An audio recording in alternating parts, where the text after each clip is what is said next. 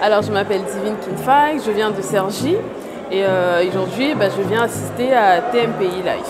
D'accord. Alors, est-ce que tu peux nous partager tes impressions sur cette journée, s'il te plaît? Alors, donc tout au long de la journée, on a eu plusieurs intervenants et à chaque fois, on a acquis vraiment des outils nécessaires en fait pour. Donc, dans mon cas, par exemple, je fais un peu la recueil d'informations pour mon premier achat et je repars, enfin en tout cas jusqu'à présent, j'ai plusieurs clés en fait que je mettrai en avant et je vois maintenant à peu près là où je dois me cibler par rapport à ce que je veux et j'établis en fait, je réponds en même temps aux questions, enfin comment dire, je réponds en même temps à chaque question que chaque intervenant a mis en avant, qu'on doit se poser, quelles sont vraiment les bases pour pouvoir investir. D'accord. Voilà. Là, tu es dans quelle phase? Tu es dans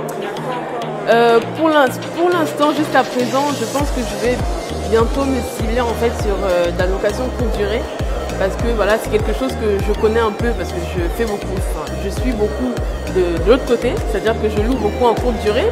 Donc maintenant, j'aimerais être de l'autre côté et louer maintenant avec mon premier achat, louer en fait à des personnes mais pour des courtes durées et voilà, et voir maintenant comment ça se passe, exploiter mon bien quoi. Voilà. Est-ce que tu peux partager avec nous une information que tu as apprise aujourd'hui et qui t'a beaucoup surprise?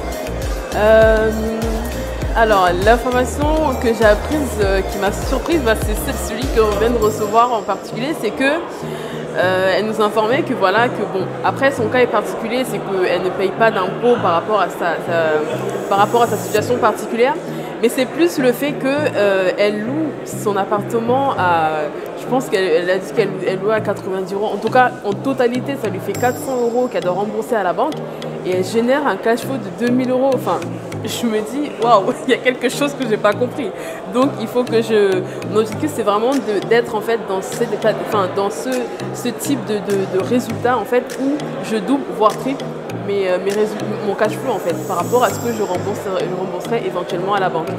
Et aussi, un autre point qui m'a beaucoup marqué, c'est que plus le remboursement à la banque est allongé, plus tu peux rembourser en fait de manière plus réduite et pouvoir investir sur d'autres biens. Ça, c'est quelque chose que je n'avais pas parce que dans ma tête, j'avais vraiment du mal avec les investissements de la banque parce que les prêts, c'était pas mon truc. Et là, vraiment, ça a changé mon mindset par rapport à ça et je pense que je repartirai vraiment sur de meilleures bases que ceux sur lesquels je suis venue. Et justement, voilà. Quelles sont les attitudes que tu vas mettre en place à partir d'aujourd'hui? L'une des attitudes déjà que je vais mettre en place, donc je vais déjà commencer à faire la prospection pour mon premier achat. Et quand j'irai voir la banque, voilà, avant même de voir la banque, je pense que comme c'est mon premier achat, je ne vais pas me lancer dans le vide. Je vais vraiment essayer de m'entourer au maximum de courtiers, de personnes qui s'y connaissent totalement dans tous ces domaines-là.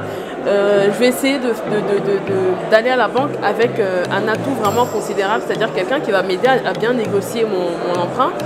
Et après, voilà, quand je vais me lancer, je vais vraiment, pareil, chercher à ce que l'emprunt soit le plus... En fait, vraiment mettre en pratique tout ce que j'ai reçu jusqu'à présent. L'allonger le plus possible.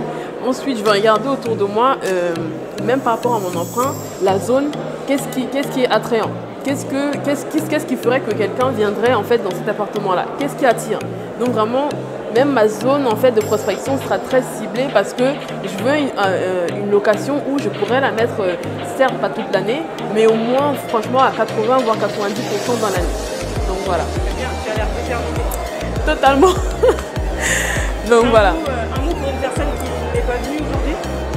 Alors, un mot pour une personne qui n'est pas venue aujourd'hui, je t'invite vraiment à venir suivre ces cours, ces enseignements qui sont pendant lesquels en fait on a à la fois des séminaires qui sont très enrichissants, qui ramènent vraiment du concret. C'est du vivant, c'est du vécu, c'est leur quotidien. Donc c'est pas juste des paroles en fait, c'est vraiment ce qu'ils vivent. Et au-delà de ça, c'est vraiment le fait que tu dois ressortir en fait en te disant, tant que je ne mets pas en action mon idée, elle reste une idée en fait. Donc venez. Merci. Un mot pour la fin? Un mot pour la fin, investissez. C'est l'avenir. Investissez dans le meuble en fait, dans la pierre. Voilà, c'est ça que je cherchais. Investissez dans la pierre, c'est l'avenir. Voilà. Merci.